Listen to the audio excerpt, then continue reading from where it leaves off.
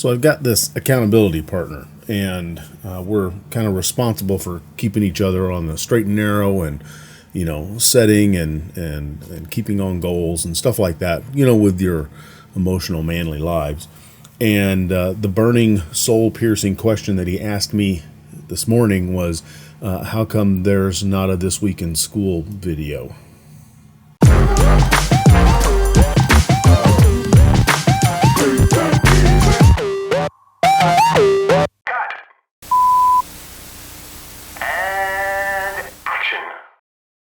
Hey everybody, welcome back to another gangbuster 2-week summation of what I learned at school this week, because it has been it's been a little bit crazy, and I'll kind of show you why as we get going here real quick. So what we're going to do is we're going to try to jam what has happened in 2 weeks into short, little, easily digestible segments. And we're going to start off in interpersonal communications, where we are talking about identity, and we're talking about how we perceive others. And a big topic that we discussed in there was something called perception checking, where you may think something is going on between you and another person. It helps if you can clarify to actually figure out what is going on between you and that other person, because sometimes it's not what you think. And then we're talking about verbals, and not just the language you speak, but how you speak it and how people hear it. Words with meanings, double entendres, all that fun kind of exciting stuff. Another big thing that has gotten in the way of this going smoothly is we have made the switch from Androids over to Apples as far as our phones go, and at least on my end of things, it's not going exactly smoothly, because Apple file formats do not want to talk nicely with PC format type of stuff. So I'm having to figure that out, and I'm on the flat, ugly part of the learning curve right now, and that is bogging things down a huge amount.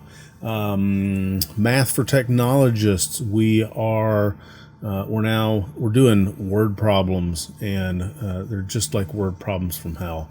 But it's the kind of stuff that you got to do.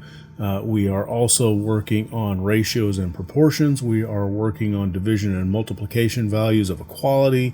We're basically doing a whole lot of work on algebraic equations and trying to make things balance out. And I'm sure at some part I will feel a lot smarter. But right now, I just don't feel smarter. My grades are doing okay, but it's I have to put time into it, and there's not a lot of spare time going on right now. So we're going to make this video quick, get this rendering, and while the video is rendering, we're going to go up to study for a math test that we have tomorrow. So next class session, what are we working on?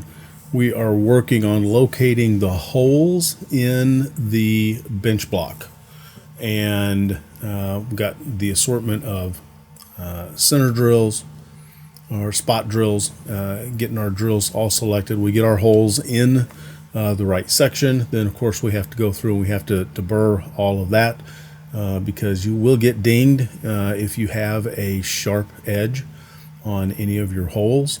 And then we have to take that piece, and in another class, actually I think this was a class, I went ahead and mounted this up and cut my V-groove, and promptly noticed I cut it 90 degrees off center.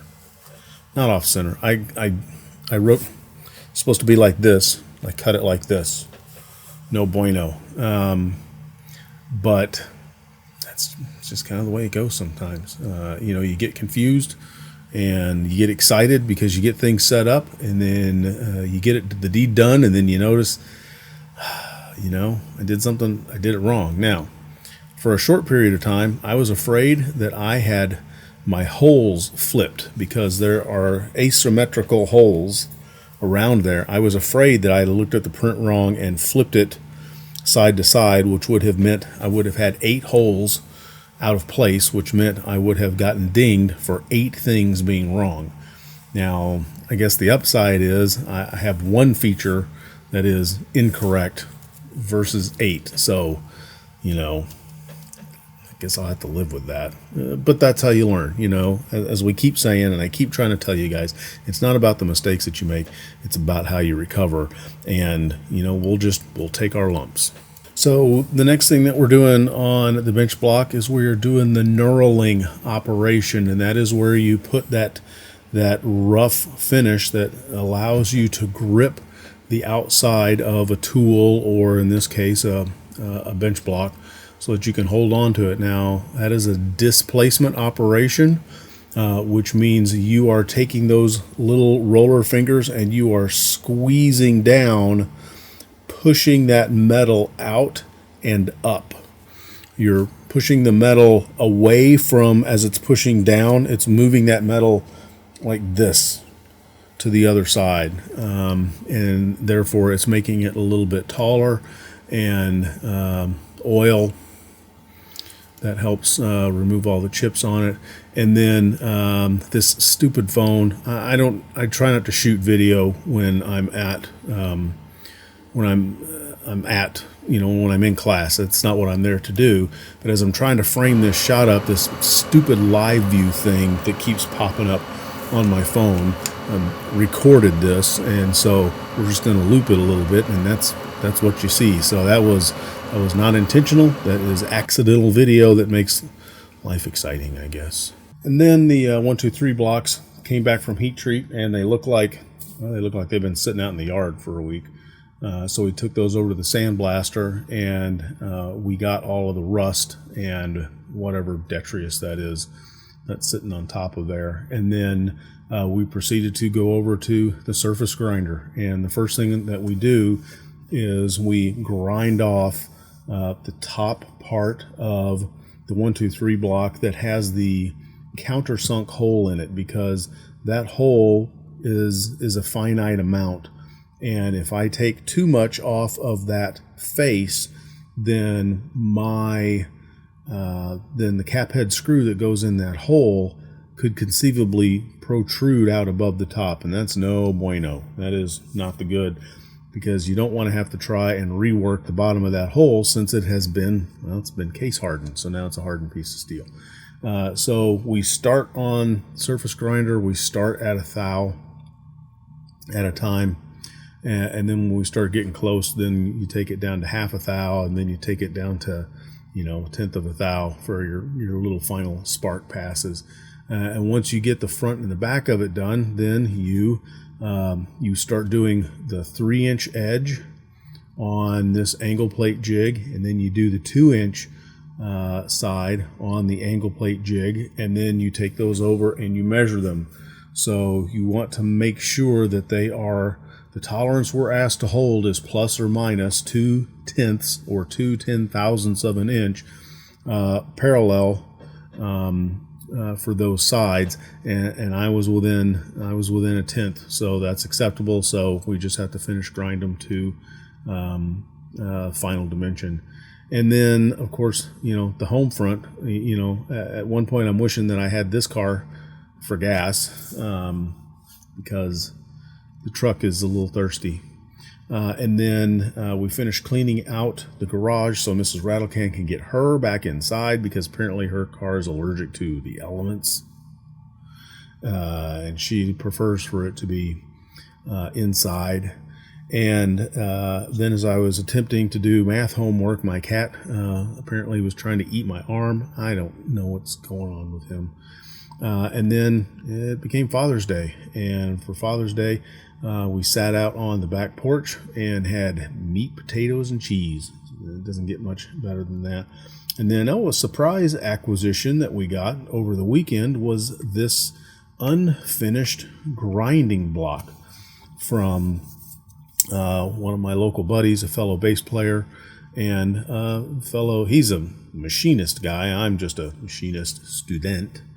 And this was a grinding block that he had started, and he had gotten all of these holes drilled. It's a quarter 20 holes on one side, and it's 1032s on the other.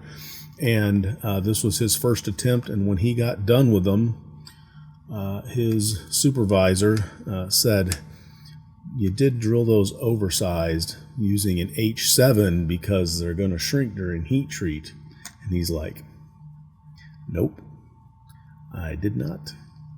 So he has gifted that to me, and we're going to see what we can do in the shop time that we have left. Again, we're in this stupid, truncated, holiday-infested summer semester, so we may have to put that off until the fall. I mean, I'll have 5 classes in the fall, but it'll be a normal schedule.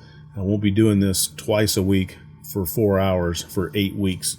And hopefully the open lab times will help us on that. Anyways, that's what I learned these past 2 weeks in school. It is Juneteenth, so happy Juneteenth out there. We're getting around to celebrating when we finally decided that it was not cool to buy and sell people as property. There are unfortunately still people in the world today that think that's okay, and I think those are classified as reprehensible human beings, but that's a personal opinion. You don't necessarily have to subscribe to it, although I would strongly advise you look into it. Anyways, hope you guys have a great weekend and a great week. And remember, if I can do it, you guys can do it. You just gotta put the time into it. If you got comments, questions, put them in the comment section down beneath the sermon notes. And I will see you guys when I see you. Cheers. Thanks for taking the time out of your day to spend it here with me. Hope you enjoyed this video. Here's one that you might enjoy as well. If you're not already subscribed, be sure to hit that button, hit the bell next to it so that you get a notification when we drop a new video. If you've got comments, put them down beneath the sermon notes. And remember, if I can do it, you can do it. You guys have a great weekend. Cheers.